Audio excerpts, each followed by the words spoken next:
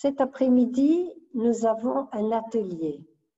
Un atelier, c'est un moment où nous pouvons jouer, mais aussi retourner sur ce que nous avons déjà vécu pendant les 2 jours qui se sont écoulés. Ce n'est pas le partage du dharma, c'est autre chose. Je voulais vous proposer qu'ensemble nous réfléchissions sur cette phrase, dans le sens « Pourquoi sommes-nous aimés ?» La première question, c'est « Que représentons-nous pour l'autre ?» Si nous sommes aimés, c'est que l'autre nous regarde, l'autre nous voit, l'autre nous approche. Et que représentons-nous pour l'autre personne qui nous regarde, qui nous approche, qui nous voit? Un jour, j'ai joué avec mes jeunes sœurs. Il faisait nuit dehors, nous étions dans cette salle. Il faisait nuit dehors, complètement nuit, si bien que les fenêtres faisaient miroir, jouaient le rôle de miroir, puisque derrière, on ne voyait pas à travers, c'était nuit. Et il y avait l'autel du Bouddha qui est derrière nous, qui était éclairé. Et j'ai demandé à mes sœurs de se retourner et de regarder du côté du jardin, du côté des vitres. Vous me suivez? Ça va? C'est clair? C'est clair pour vous? Donc elles se sont retournées, elles ont cessé de regarder en direction du Bouddha, et elles se sont tournées pour regarder dehors. Et qu'ont-elles vu dehors? À votre avis, qu'ont-elles vu dehors? Posez-vous la question. Que pouvaient-elles voir dehors? Eh bien, elles ont vu le Bouddha. Parce que les vitres ont fait l'effet de... Vous comprenez? Les vitres ont joué un effet de miroir. Donc, nous tournions le dos au Bouddha et nous avions le Bouddha devant nous. C'est clair pour tout le monde parce que ça va servir pour ce travail. Hein? Et j'ai posé la question à mes sœurs, mais qui a bien pu mettre la statue du Bouddha dehors? Qui a bien pu poser le Bouddha dehors? Quelle idée de mettre le Bouddha dehors? Avec une énergie un petit peu de reproche. Comment se fait-il que les sœurs aient pensé à mettre le Bouddha dehors, la salle de méditation dehors? Eh bien, c'est exactement ce sur quoi nous allons travailler cet après-midi. Et je vous conseille, ce soir, de vous amuser à faire quelque chose comme ça. Vous ne fermerez pas vos volets et vous regarderez du côté où il fait bien sombre. Et puis vous mettrez de la lumière sur vous ou sur autre chose, et puis vous regarderez cette image sur la fenêtre. Et vous vous poserez cette question, mais qui a bien pu mettre, moi-même, hein, dehors? Et pourquoi on m'a mise dehors? Pourquoi suis-je dehors? Alors, pourquoi je vous emmène dans cette direction? Tout ce matin, notre frère Bienveillance nous a clairement dit que nous étions le miroir de l'autre. Nous agissons comme des miroirs. Nous sommes le miroir de l'autre. Donc, quand nous regardons quelqu'un, nous projetons ce que nous avons à l'intérieur de nous, l'idée qu'on a de cette personne, qu'on s'est faite de cette personne, les formations mentales qu'on a développées sur cette personne, les jugements que l'on a acquis, soit parce qu'on en a entendu parler de cette personne, soit parce qu'on l'a vu dans certaines circonstances, soit parce que ce jour-là, il nous a consolés, par exemple, soit au contraire, ce jour-là, elle n'était pas contente, elle faisait une drôle de tête. Et on va fixer cette personne dans cette image. Et pour moi, c'est le Bouddha dans le jardin. Dans le jardin, il n'y a pas de Bouddha, c'est un jardin. Il est vierge de tout. Mais cependant, j'y vois le Bouddha. Vous me comprenez? C'est trop rapide parce que j'avance là en terrain, j'ai bien exploré. Donc, que représentons-nous pour l'autre? Ça veut dire quelle image de Bouddha, enfin quelle image cette personne a posée sur moi. Est-ce que je représente un refuge? Est-ce que je représente quelqu'un, je ne parle pas pour moi, mais d'une façon générale pour tout le monde, une personne attirante? Est-ce que je représente pour cette personne un professeur, une critique? Tout ce que j'ai posé sur cette personne, il faut que je le découvre. Tout ce qui est déposé sur moi, je dois le découvrir. Pourquoi cette personne, quand elle me rencontre, est si joyeuse? Et c'est une façon d'aborder l'autre. Si je vois la représentation que cette personne se fait de moi, alors je peux mieux comprendre sa réaction vis-à-vis de moi. Vous comprenez? Par exemple, frère bienveillance, l'autre jour, quand je suis venue pour parler avec les amis laïcs, a dit il y a beaucoup de monde parce qu'on a sorti l'artillerie lourde. En parlant de moi, j'étais l'artillerie lourde. On avait sorti, je ne sais pas quoi, mais quelque chose de, voilà, ça vous fait rire. Et ben voilà, j'avais ça comme, pour lui, c'était l'image, ça va faire bouger. Les personnes vont venir parce qu'ils la connaissent, ils ne la voient pas souvent. C'est une sœur âgée, ils vont l'écouter peut-être parler un petit peu. Donc voilà, je sais que dans l'esprit de mon frère, et je l'ai déjà taquiné plusieurs fois, je représentais l'artillerie lourde. Et vous, que représentez-vous? Que représentez-vous pour, par exemple, la personne avec laquelle vous vivez? Ou la personne qui vous est le plus proche si vous vivez seul? Quelle image pensez-vous que cette personne a de vous? Et ça, c'est une vision personnelle, hein, vous avez bien compris. C'est Bouddha dans le jardin, c'est pas votre réalité. C'est pas ma réalité. Je ne suis pas l'artillerie lourde, enfin pas complètement. Donc voilà. Hein?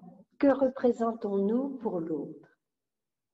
Et ça, vous pouvez l'écrire et puis vous le garder comme pratique. Quand vous rencontrez des personnes, le garder comme pratique.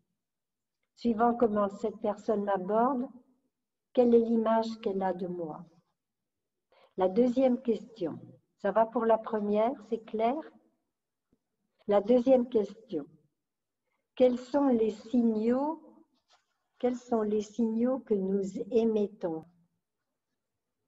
Est-ce que nous émettons des signaux de paix, d'amour, de tendresse, de colère, de fatigue, de désespoir? Vous voyez? Quelle sorte de signaux nous émettons? C'est-à-dire, pour parler comme ce matin, quelle note de musique suis-je en train d'émettre autour de moi? Au moment J, hein, au moment. Pour voir comment l'autre réagit à ces signaux, hein, puisque nous intersommes.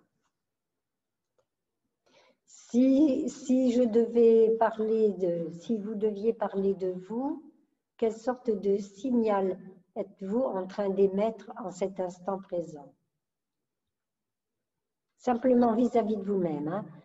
Dans quelle note de musique êtes-vous pour le moment? Goûtez l'atmosphère intérieure et offrez-vous, découvrez cette intériorité. Tout le monde a trouvé? Ça va? Je continue. Quels sont les signaux que l'autre personne dans une rencontre est en train d'émettre? Par exemple, quels sont les signaux que Sœur Yaknim émet en ce moment? Quels sont les signaux que Sœur Tindo aimez en ce moment? Si vous deviez les définir, essayez de goûter l'intériorité, oui, de goûter et de poser un mot dessus, un sentiment que vous éprouvez. Qu'est-ce que ça crée en vous? Qu'est-ce que ça ouvre? Qu'est-ce que ça ferme? C'est intéressant. On n'a pas l'habitude d'aborder les personnes de cette manière-là, n'est-ce pas? Quand vous pensez à Sœur Sanim, quels sont les signaux qu'émet Sœur Sanim quand elle vous regarde avec ses grands yeux, son beau sourire? Qu'est-ce que vous ressentez? Quels sont les signaux qu'elle émet? Si vous aviez à la définir. Et notre sœur Yanim, tout à l'heure, quand elle était près de vous, et qu'elle était prête à vous offrir la relaxation totale, avec son beau visage et son grand sourire, quels signaux émettait-elle? Comment avez-vous reçu ce signal? C'est important de voir, hein? Très, très important. Je vois que vous écrivez encore, donc il y a matière. Hein? On passe à la suivante. Vous avez fini d'écrire. Soyez pas pressés. Quand vous êtes prête, vous me faites savoir. Comment répondons-nous à ce qui nous est adressé? Est-ce que nous allons répondre sur le même mode? Ou est-ce que nous allons répondre sur un mode complètement différent? Et si c'est différent, pourquoi?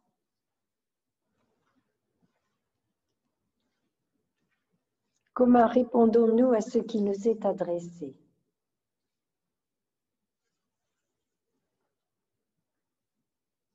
Si c'est quelque chose d'agréable, comment répondons-nous à ce qui est agréable, par exemple? Essayez de vous souvenir d'un moment donné où vous avez été en contact avec quelqu'un qui était vraiment agréable. Comment avez-vous réagi? Comment avez-vous réagi?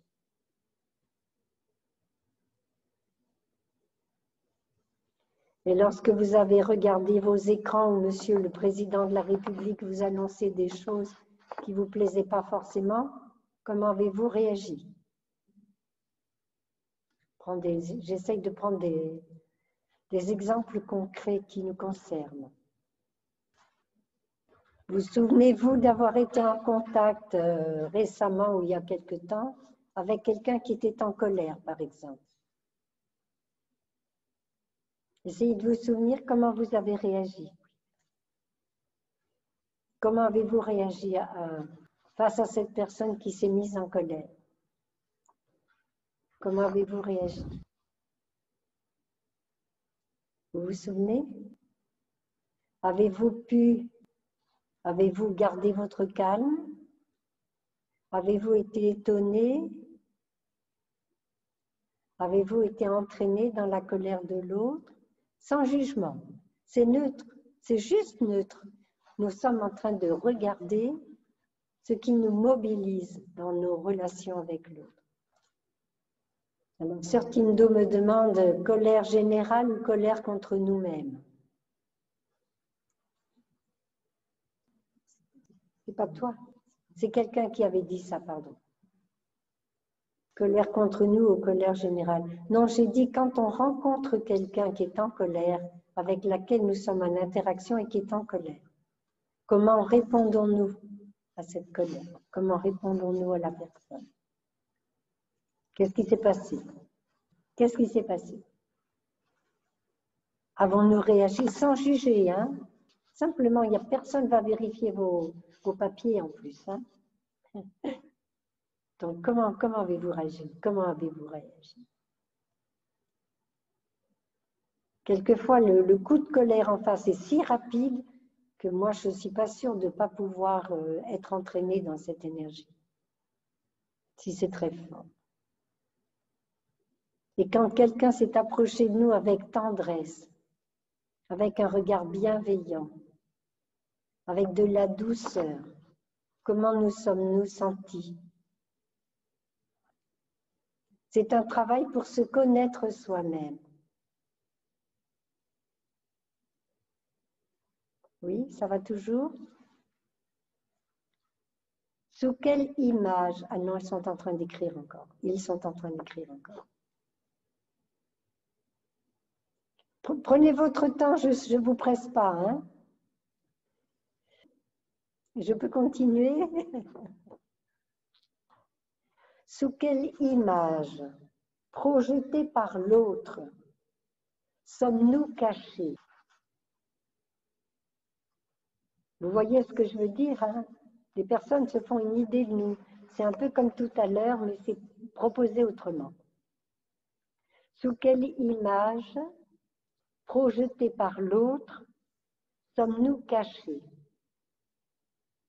Avec le risque de nous identifier à cette image projetée sur nous. Ça va? Vous comprenez, hein? Tout le monde? Ça va? Sous quelle image projetée par l'autre sommes-nous cachés? Et quelquefois depuis notre naissance. Hein? Ça, c'est un bon petit gars alors. Hein? C'est un gentil petit. Comme il est beau ce petit-là. Ou bien, c'est une vraie peste, on n'en fera rien. Vous voyez? Et on garde ça toute notre vie. Hein? Alors, il faut faire attention quand on est sous une image projetée par l'autre et que nous sommes cachés derrière, il faut faire très très attention. Ne pas surtout pas vous identifier à l'image qui est projetée, qu'elle soit belle ou qu'elle soit moins belle ou qu'elle soit détestable ou adorable. Ceci n'est pas moi, absolument pas moi, complètement. C'est une petite partie de moi qui est vue en ce moment. Ça va? Ça cogite encore beaucoup? Quelle image avons-nous de nous-mêmes? Quelle image avons-nous de nous-mêmes? Là, vous avez du travail pour 2-3 mois, ça va. Quelle image avons-nous de nous-mêmes? Et quelles images avons-nous de nous-mêmes? Au singulier puis au pluriel.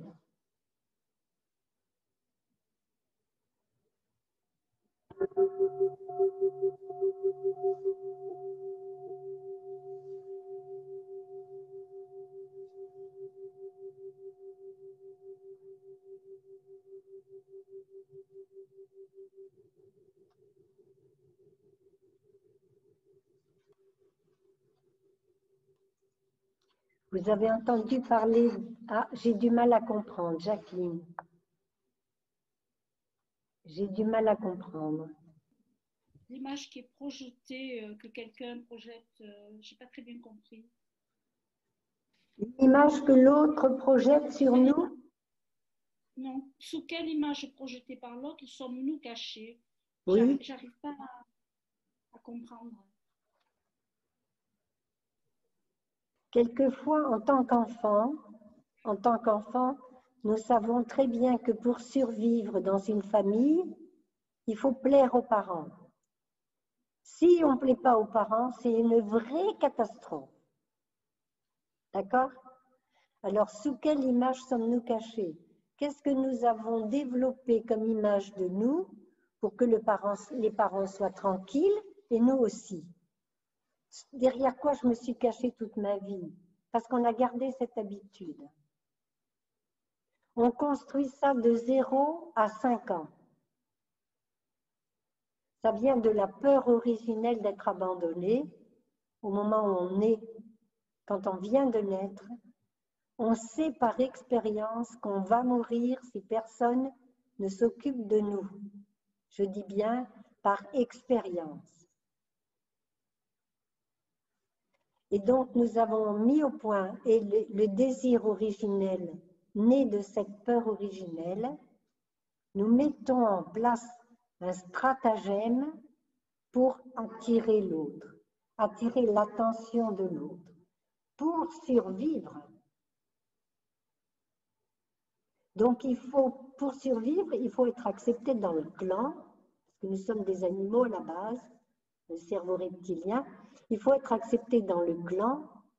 Donc, il faut absolument qu'on puisse rentrer dans le modèle, tant soit peu, dans le modèle qui est le modèle le moins dangereux pour nous, pour l'exclusion.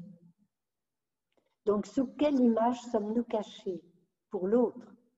Est-ce que j'ai été une petite fille adorable ou au contraire, il a fallu que je fasse plein de bêtises pour qu'on s'occupe de moi? Il y a des enfants comme, je connais une dame comme ça, quand elle était bébé, elle ne pleurait pas, comme ça sa maman se faisait du souci, mais qu'est-ce qu'elle devient? Et alors on s'occupait d'elle. Parce qu'elle était tellement sage et tellement gentille, très douce, qu'elle avait trouvé ce stratagème. Et elle a gardé ça presque toute sa vie. Vous me comprenez? Ça va maintenant? Ça va plus clairement pour les autres aussi? Oui, c'est plus clair? Et de là, je pose la question, qui suis-je? Qui suis-je? Si on peut me voir comme l'artillerie lourde, ou comme une maminonne, ou comme sœur Elisabeth ou sœur Yaknim, etc., ou pour maman sa fille, pour ma fille sa mère, alors qui est là? Qui est là? Vous avez senti, vous voyez ce que je veux vous dire? Maintenant, on va travailler sur le territoire. Quelle est la distance qui vous est confortable entre un étranger, c'est-à-dire quelqu'un que vous ne connaissez pas, et vous-même? À quelle distance vous vous trouvez à l'aise quand quelqu'un se présente devant vous et que cette personne, vous ne la connaissez pas?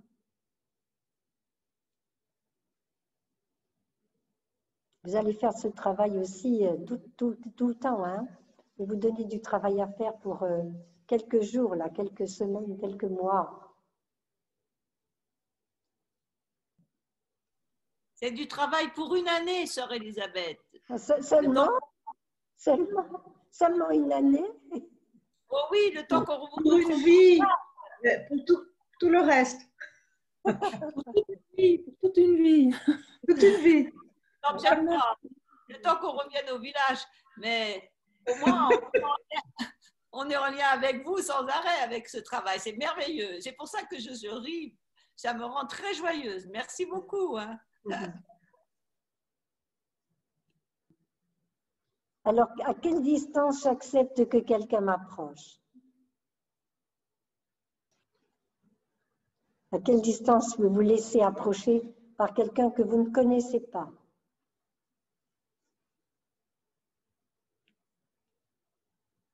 Si cette personne s'approche plus près que ce que vous estimez être la proximité la plus proche, qu'est-ce qui se passe en vous?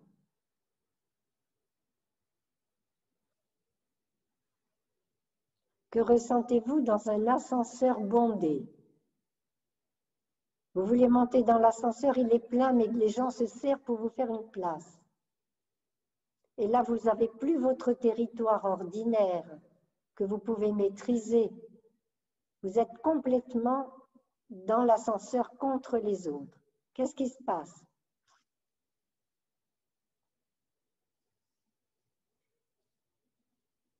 Est-ce que c'est facile?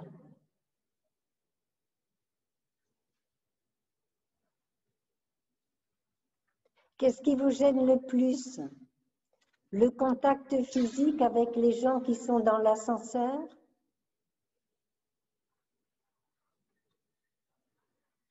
Les odeurs? Les sons?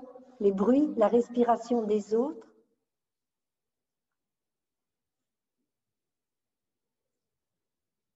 la chaleur des corps,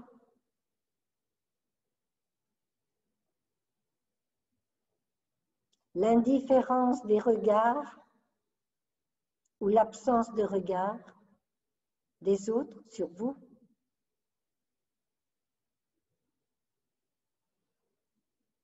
L'insistance des regards sur vous.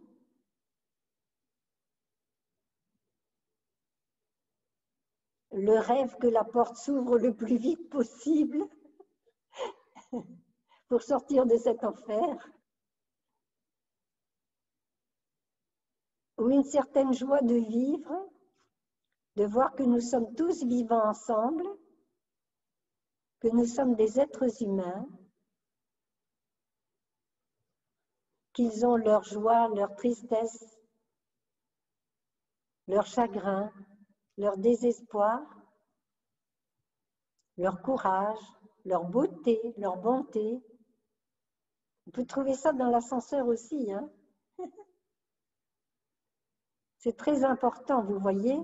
Je suis sûre que vous ne prendrez plus l'ascenseur de la même manière. Il vous faudra brancher les 5 organes des sens et le mental, les 6 consciences, pour goûter l'ascenseur.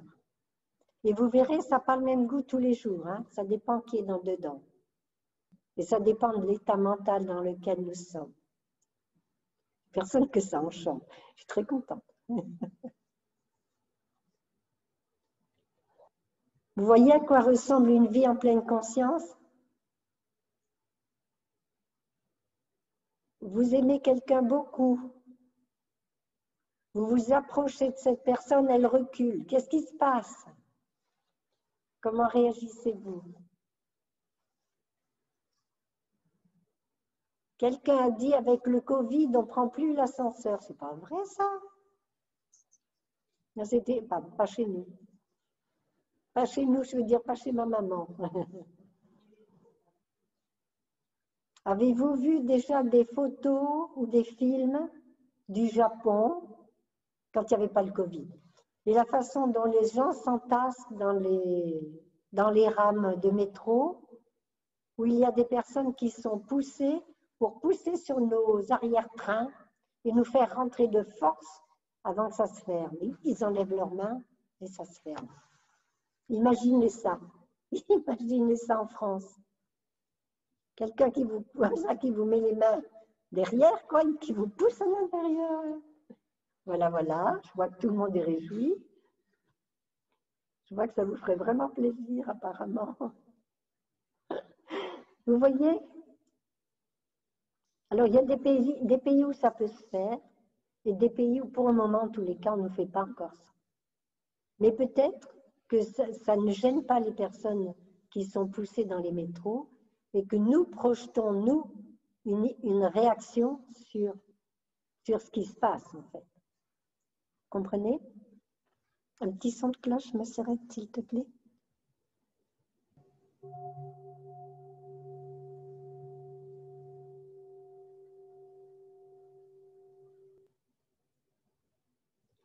Hier, je vous ai parlé du transfert et du contre-transfert. Vous vous en souvenez un petit peu? Je l'ai évoqué. Je n'ai pas développé trop, mais je l'ai évoqué. Il y a un moment, dans une relation de proximité, où quelqu'un nous plaît beaucoup, et nous posons sur cette personne, nous posons une image merveilleuse. Cette personne correspond exactement à ce que nous avons cherché. C'est une vraie amie, c'est un vrai ami, c'est quelqu'un de merveilleux, il a des tas de qualités. Et puis, doucement frotté par la vie ordinaire, on se rend compte que l'image ne colle de moins en moins sur la personne en question. On se sent déçu, on se sent trompé. J'avais acheté un étalon et voilà que c'est un cheval de trait. Ça ne va pas du tout, ça ne va pas du tout. Et alors, il devient, ça vous fait rire, hein? Et donc, l'autre personne devient le lieu de notre rejet parce que ça ne colle pas du tout avec ce qu'on avait pensé. On avait pensé que c'était une personne douce et gentille, elle se met en colère, c'est pas possible ça. J'avais choisi cette personne parce qu'elle ne se mettait pas en colère. Et bien, elle se met en colère, ça ne va pas du tout. Donc, sous quelle est l'image que nous projetons sur l'autre et quelle est l'image que nous essayons de maintenir de force sur l'autre? Alors, il faut que cette personne soit comme ça pour que je puisse l'aimer. Et si cette personne n'est pas comme ça, oh mon Dieu, je souffre énormément et bien sûr, je vais faire souffrir cette personne. C'est comme si on avait acheté un joli pull en cachemire en pensant qu'il n'allait pas rétrécir au lavage, par exemple. J'aime bien choisir des images que vous allez garder dans vos mémoires. Mon amour, es-tu un beau pull en cachemire et tu aurais par hasard été passé à la lessive, ma lessive, et tu aurais rétréci comme ça. Ça va pas du tout, quoi. Hein? On peut pas faire des choses comme ça, c'est pas normal. Hein? Et alors, à ce moment-là, la colère, l'impuissance, on parlait de l'impuissance ce matin, l'impuissance, la colère, ça peut aller jusqu'à la rage, hein? Ça existe. La rage, le désespoir, le rejet et l'intention de ne plus jamais me retrouver en présence de cette horrible personne qui a rétréci dans mon lavage. Et on est dans le contre-transfert. On a pris cette personne comme ça et après, ça ne va plus du tout. Et quand on a la chance d'avoir des mentis, d'avoir des sœurs ou des frères sous notre responsabilité, ça n'est pas rare du tout qu'on passe par le transfert et le contre-transfert, avec tous les avantages des deux. C'est un très bon travail. C'est un très bon travail sur notre personnalité. On se rend très bien compte de ce qui se passe. Nous, la personne ne s'en rend pas compte, mais nous voyons très clairement ce qui se passe chez l'autre. Et comment l'autre se retire parce que vous ne correspondez plus à l'image que la personne avait posée sur vous. Ça arrive aussi dans le travail, hein, avec nos patrons, avec nos chefs de service, ça arrive aussi ça. L'avoir idéalisé, parce qu'on en a vu un petit morceau qui était sympa, vraiment. Alors là, ce jour-là, il était tellement adorable, il doit être un patron super. Il y a quelqu'un qui demande ce que c'est qu'un contre-transfert. Dans un premier temps, vous transférez votre amour et l'image merveilleuse sur la personne en face de vous. Puis vous réalisez que cette personne ne correspond pas avec ce que vous aviez imaginé, avec ce que vous attendiez, parce que c'est ça, avec ce que vous attendiez de l'autre. Et comme on est souvent dans la peur originelle et le désir originel, tant qu'on n'est pas un adulte plein, c'est-à-dire qu'on n'a pas trouvé son île intérieure et son propre refuge, où on est encore en train de tendre les bras à droite et à gauche pour être rassuré. Le contre-transfert, c'est la colère, l'impossibilité. On a l'impression d'avoir été trompé et on cherche par tous les moyens à récupérer l'image qu'on avait de cette personne pendant un temps, sans succès. Et après, cette personne est tout simplement rejetée comme non valable, dans le meilleur des cas. Est-ce que je suis autorisée à dire quelque chose, ma sœur? Oui, bien sûr. C'est Christine, je suis thérapeute et formatrice dans ce domaine. C'est une image que je me suis peut-être collée, mais le transfert, c'est effectivement quelque chose qui est utile quand les gens ont besoin de déverser des choses qui sont difficiles par rapport à leurs parents ou de s'identifier en nous à une bonne personne. Par contre, le contre-transfert, c'est quand nous, thérapeutes, nous nous attachons à la personne. Ah. Sinon, ce dont vous parlez, ça s'appelle un transfert négatif. Un Je me transfert permets. négatif. On fait des transferts positifs, transferts négatifs, mais nous, thérapeutes, ça nous arrive de nous attacher. Et là, c'est dangereux aussi, parce qu'on a aimé cette personne alors qu'elle était… Voilà. C'est merveilleux, merci beaucoup. Donc, transfert négatif, hein, c'est ça? Transfert négatif. Oui. Enfin, bon, on comprenait quand même ce que vous vouliez dire. Très bien. Oui, mais merci pour moi. Je ne suis pas thérapeute. Hein. Merci beaucoup. Non, mais… Il faut faire attention, hein? Oui. Chez nous. Ça s'appelle l'attachement. Et quand on voit apparaître l'attachement entre deux sœurs ou deux frères, ou frères et sœurs, pas forcément l'attachement sexuel, hein. On le signale. Hein. Non, l'affection. Oui, on a le droit à l'affection, mais pas à l'attachement. Parce que l'attachement crée une dépendance. Et quand il y a dépendance, il n'y a plus de liberté. Donc ça, oui, voilà. C'est comme ça, c'est signalé. Si 3 personnes se rendent compte de ça, on le signale à la personne. Les 3 personnes vont la voir et lui signalent. De façon à ce qu'il n'y ait pas un attachement qui soit trop fort, si vous voulez, et qui gêne la liberté de la personne. C'est comme ça, c'est notre pratique. Bien sûr, quand c'est sexuel, c'est pareil. Hein. Quand c'est un attachement sexuel, c'est pareil.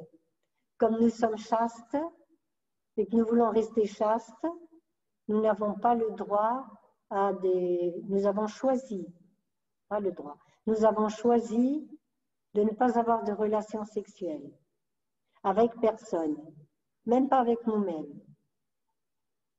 Donc c'est très clair.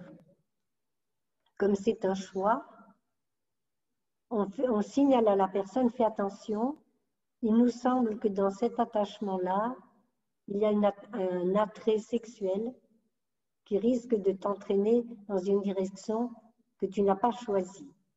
Vous me comprenez, Christine? Ça va? Tout le monde comprend là. Et quand c'est comme ça, on fait attention. Hein? Alors, quelquefois, les personnes ne sont pas conscientes de ça. Ils pensent que c'est une amitié très sympa, quoi. On est très proches. Mais quelquefois, ça peut entraîner des attitudes qui ensuite ne permettent plus à la personne de rester avec nous. La personne, s'il y a une relation sexuelle, donc obligée de quitter la communauté, perdent leur droit à être monial. Parce que c'est un engagement. Ce n'est pas par punition, c'est un engagement. Donc cet engagement n'étant plus respecté, il y a séparation. Mais sans violence, sans colère, sans jugement, vous comprenez? On voit que la personne s'est laissée entraîner dans cette direction, malgré les précautions qu'on a eues vis-à-vis d'elle. Elle a le droit aussi à une vie sexuelle, mais pas chez nous. Ça va? Maintenant, je voudrais vous demander, vous poser cette question. Ça va pour les questions? Ça va, c'est pas trop. Vous voulez que je m'arrête avec les questions? C'est trop pour vous? Vous voulez que j'arrête? Non. Ben, c'est pas tout le monde qui dit non. Alors, vous voulez que j'arrête? Non? On continue encore un peu? Bon. Y a-t-il parmi vous des personnes qui ont l'impression d'être transparentes, qu'on ne remarque pas? Vous avez le droit de faire un signe avec la main. N'ayez pas peur. De temps en temps, on est transparent, de temps en temps, on ne l'est pas. Oui, d'accord. Oui, il y en a encore un petit peu, voilà. On ne peut pas voir tout le monde. Alors, y a-t-il des personnes qui se sentent transparentes? Parmi les personnes que j'ai sous les yeux, oui. Oui, alors on va explorer ça. Oui, on va explorer ça comme ça. à travers ma propre expérience. Vous savez, comme je suis joueuse et comme j'adore m'amuser. Ça fait partie de mon bonheur. J'aime bien jouer, j'aime m'amuser. Mais je m'amuse pour apprendre. Je m'amuse pour rendre heureux les gens qui sont autour, mais je m'amuse pour apprendre. Un jour où j'étais dans un repas fort solennel, j'avais à ma droite des personnes très haut placées, un à droite, l'autre à gauche, et je m'ennuyais comme ce n'était pas possible, parce qu'ils parlaient toujours de la même chose chaque fois qu'ils se réunissaient. Et moi, j'étais là parce que je devais y être, et j'étais fatiguée d'y être, et j'ai voulu jouer. Ces deux personnes essayaient de communiquer entre eux, juste devant moi, comme ça. Je trouvais ça rigolo. Je me suis dit jusqu'où ils peuvent aller. J'ai essayé, vous voyez, je ne suis pas très sage, j'ai essayé de jouer avec. Qu'est-ce que j'ai fait? Je me suis rendue transparente. Est-ce que vous comprenez ce que ça veut dire? J'ai baissé mon énergie. J'ai baissé mon énergie, ma présence à table, jusqu'à ce que ces deux personnes ne se rendent plus compte que j'étais entre eux deux. Et qu'est-ce qui s'est passé? Il y en a un qui a mis sa barbe sur ma tête et l'autre le nez. J'avais mon gendre qui était juste en face, mon adorable deuxième fils, qui a pris son appareil photo pour prendre la photo et mon mari qui lui a fait non, parce que ça allait apparaître sur une grande page comme ça avec plein de photos. Sinon, j'aurais bien aimé la garder. Ils ne m'ont pas vue. Pourquoi? Parce que je ne voulais pas y être, parce que j'avais baissé mon énergie. Là, mon énergie, elle est pleine. Elle est pleine, mon énergie, vous la sentez? Eh bien là, j'avais baissé mon énergie au point d'être un non-obstacle. Que vous comprenez? Vous avez exploré ça déjà? Les petites amies qui se sentent transparentes. Dites la vérité, allez. Hein, oui, bien sûr, bien sûr. Et alors, quand j'ai vu que tout le monde, enfin, mes deux bien-aimés à table me regardaient et voyaient ça, j'ai repris mon énergie, j'ai remonté mon énergie et ma présence, c'est-à-dire je me suis redressée et j'ai recommencé à bouger, parler, manger. Et la barbe m'a quitté et le nez m'a quitté. C'est extraordinaire. Ce n'était pas la seule fois où je me suis amusée à ça. Peu de temps après, pour vérifier si c'était vrai, parce que les expériences, pour être sûr que c'est une bonne expérience, il faut la vérifier plusieurs fois dans d'autres conditions.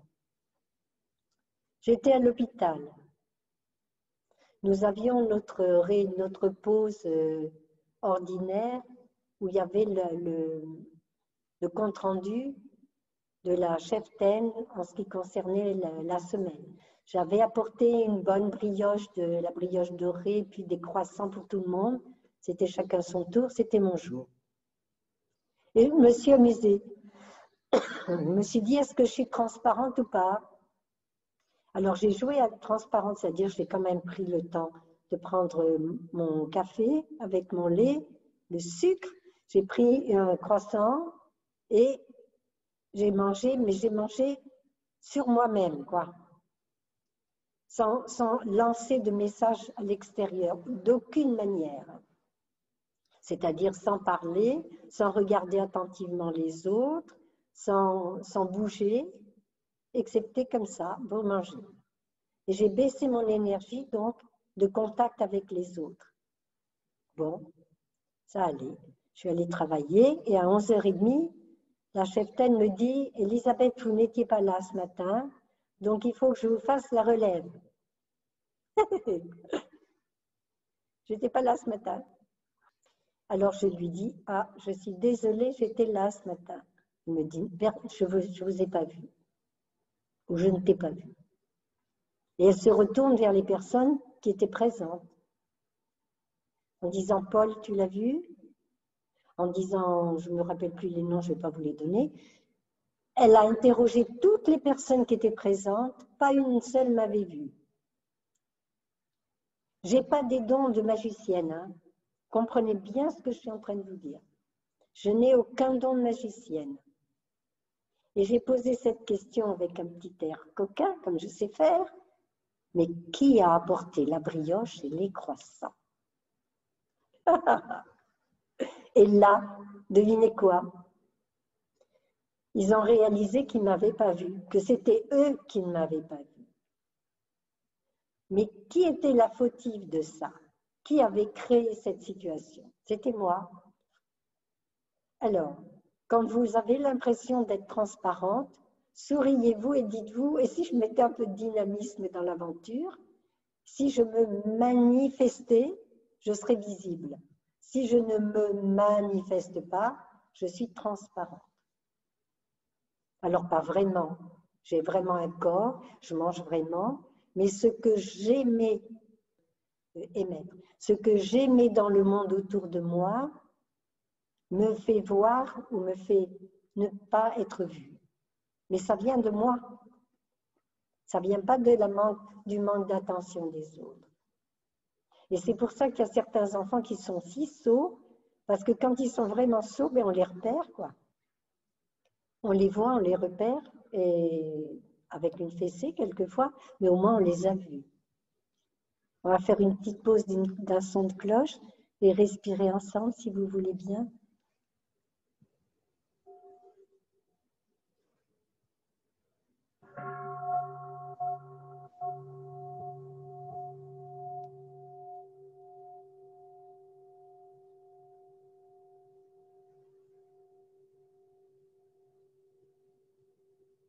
Nous avons une demi-heure. Avez-vous des questions? Parce que je peux continuer à vous emmener loin dans la recherche. Hein? Déjà, vous avez compris l'histoire de la manifestation qu'on vous voit quand vous vous manifestez. Jouez comme moi, amusez-vous à jouer. Et vous verrez, c'est très amusant. C'est très, très amusant parce que vous apprenez à voir quelle est la place que vous tenez, hein, dans vos relations. Je voudrais vous donner 3 phrases importantes avant de vous quitter. D'abord, l'amour ne peut pas mourir. C'est impossible que l'amour meure. Il a juste besoin d'être arrosé, entretenu quotidiennement, au moins une fois par jour.